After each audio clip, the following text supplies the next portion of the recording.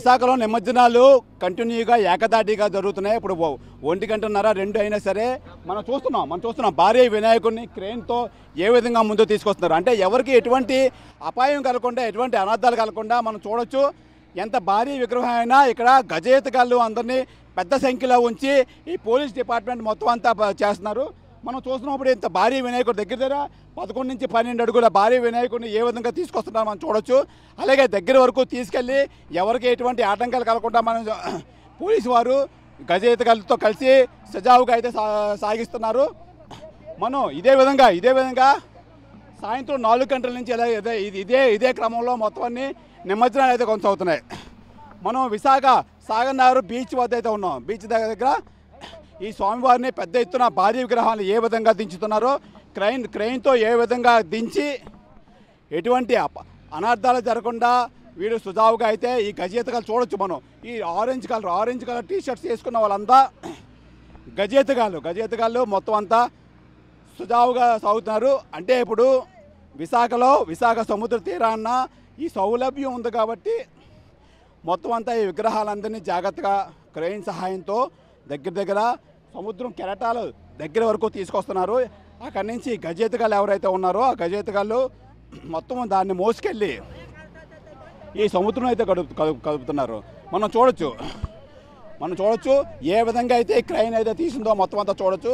అయితే దీనికి పటిష్ట భద్రత పోలీస్ సిబ్బంది అయితే భారీ సంఖ్యలో మొత్తం దగ్గర 11 నుంచి 12 ఈ పాయింట్స్ అయితే పెట్టారు బీచ్లో.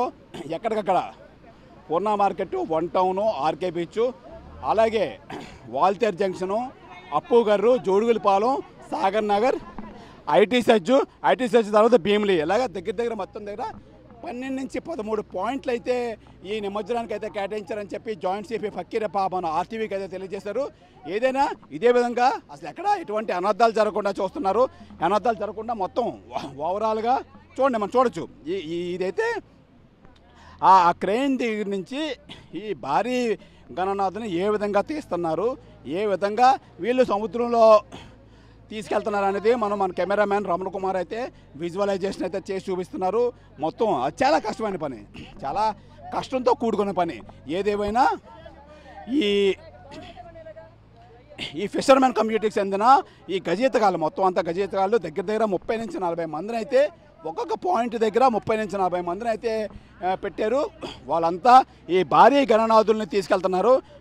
భారీ గణనాథుని తీసుకెళ్తున్నందుకు వీళ్ళకి ప్రభుత్వం అయితే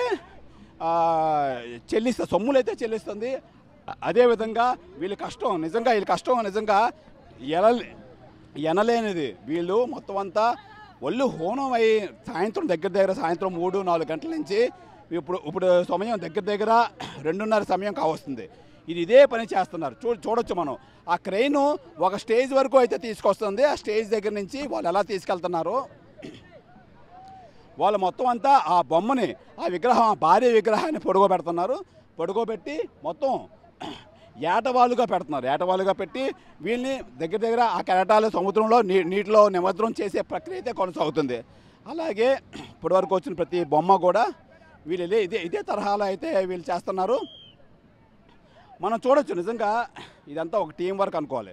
నిజంగా పోలీస్ వ్యవస్థ కానీ ఈ జాలర్లు, మత్స్యకారులు ఎవరైతే ఈ గజేతగారులు ఉన్నారో వాళ్ళంతా ఈ ప్రొసీజర్ అయితే చేస్తున్నారు.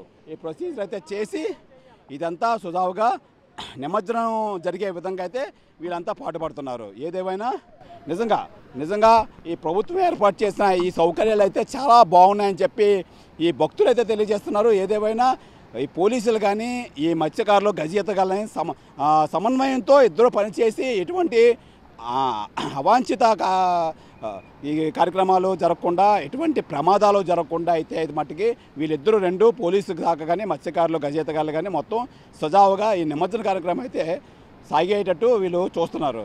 ఇది ఇక్కడ నిమజ్జనం సంబంధించి విశేషాలు. కెమెరామెన్ రమణ కుమార్తో శివరామకృష్ణ ఆర్టీవీ, విశాఖ సాగర్ సముద్ర తీరం నుంచి. మరిన్ని వీడియోస్ కోసం ఛానల్ ని సబ్స్క్రైబ్ చేయండి. లేటెస్ట్ అప్డేట్స్ కోసం వాట్సాప్ ఛానల్ ని ఫాలో చేయండి. అండ్ లింక్ డిస్క్రిప్షన్ లో ఉంది.